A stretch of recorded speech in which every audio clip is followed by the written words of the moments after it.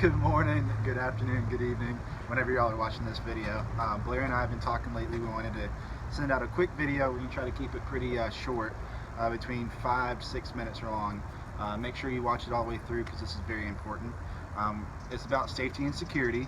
We've had a lot of updates in the restaurant with cameras. We switched security monitoring systems, or companies that rather.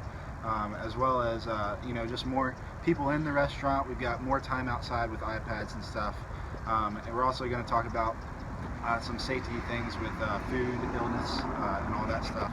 But I'm going to pass it over to Blair first. She's going to go over a few things, and then we'll get this done. Okay guys, so the first thing I want to talk about is a culture of hand washing in our restaurants. Chick-fil-A at the support center is really encouraging our restaurants to really focus on this. A statistic says that 89% of foodborne illnesses comes from germs passed from your hands to food. We really do not want to be that restaurant. One example for front of house, as we know, back of house team members dealing with food should have on gloves at all times. They should still be washing their hands as much as possible. Front of house, one example here is filling up drinks. We want to make sure that when we're filling up a cup, you put that ice scoop back in its holder and not leaving it laying down in the ice because your hands have touched that scoop. The other one is getting waffle fries from underneath the warmer. Make sure your hands and your fingers are not actually touching the food itself. Feel free to put on a glove on one hand or use one napkin to pick up those boxes if you can't help but touch the fries when you grab them. If you decide to use napkins, be careful that we're not wasting them. Just try to use one at a time and reuse that napkin. We don't want to see a ton of napkins be thrown away that way. So be careful about that and consistently wash your hands 30 seconds and also sanitize after you do that. The second thing we want to talk about is fire safety. Everybody in our restaurant should know where our fire extinguishers are. There are two different fire extinguishers. There's the red ones, which are the most common ones that we see. That's a class A, B, and C fire extinguisher, and those are for non-oil fires. Predominantly anything you're going to see in front of house. There's also a class K fire extinguisher in your kitchens and an Ansul fire system. Those are for oil and grease and fat fires. If you are a manager or a team leader in the restaurant and a fire breaks out, you immediately need to call 911, no matter how small that fire is, because you just don't know if it's going to grow or not. You also want to keep your team safe and secure. Number one, that's your number one priority. If they need to get out of the restaurant, and guests as well, make sure that happens. Make sure you know where the fire extinguishers are, how to use them. Contact any member of your leadership team, or feel free to go on Chick-fil-A to utilize E-Train resources if you need to do that as well. Make sure you know where those are so you can safely use those. The last thing I'm going to cover before I go back to Joey is opening and closing safety tips. Remember, when you open the restaurant, we've been gone all night, even with the alarm system on, since anybody has been at the restaurant. So when you come in, there should be no cars in the parking lot. If you can, drive around the parking lot if you're the leader before you park your car. Just make sure nothing looks suspicious. If it does, don't get out of your car. Go ahead and call your operational leader, call 911 if it's that severe. If everything looks okay, you want to meet your opening team members, fellow peers, at a central location. That's probably the front door and going in together. We have a little bit of a habit of the opener kind of opening the door and going on in, and then everybody straggling in one by one. That's really not safe, especially because we open so early and it's still dark outside. So make sure you're trying to walk in together if you can. And then closing safety is going to be just making sure you never leave anybody alone in the restaurant. I know this has not happened, maybe once it's happened, but this should really never happen.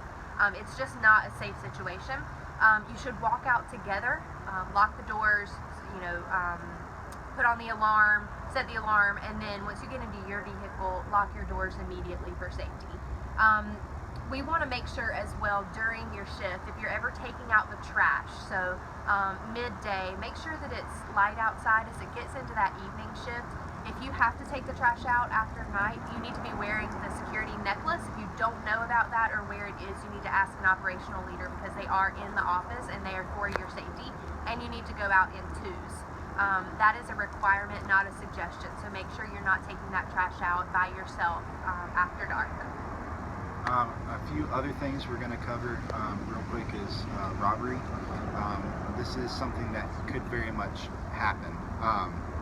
And if we do come into that situation, hopefully not, we need to remain calm.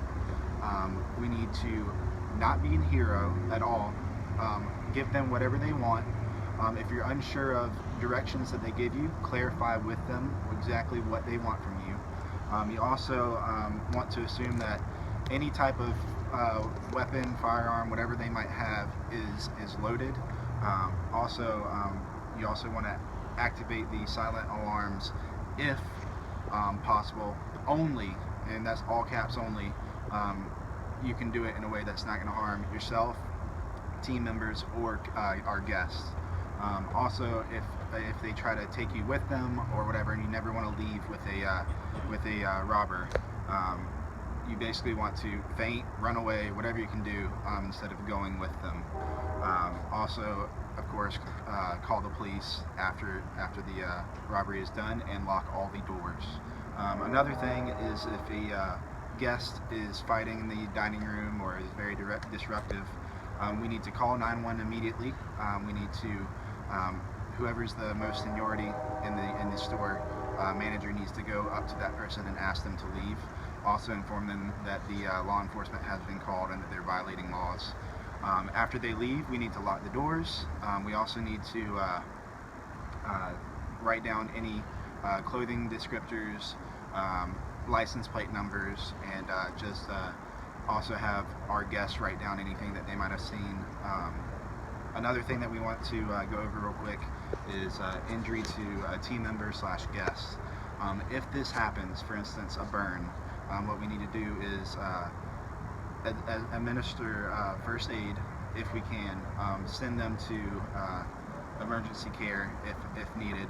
If they can drive, then they should go immediately. If not, then we need to send somebody with them and take them.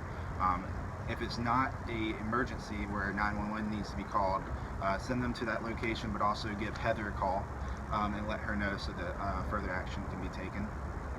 If a guest, there's an issue with a guest, for instance a heart attack or something like that, we need to call 911. We can't do anything legally for that person. We need to wait until an ambulance or some type of medical personnel gets on site to take care of them. Also ask if any guests around the area might be a medical professional or anything to assist. That's basically everything we were going to cover today. There's quite a lot more that can be covered, and one way to do that is to go through this book right here. It's located at both restaurants and the office. If you have any questions where it might be, just let me know, Blair, or any of the senior leaders, and we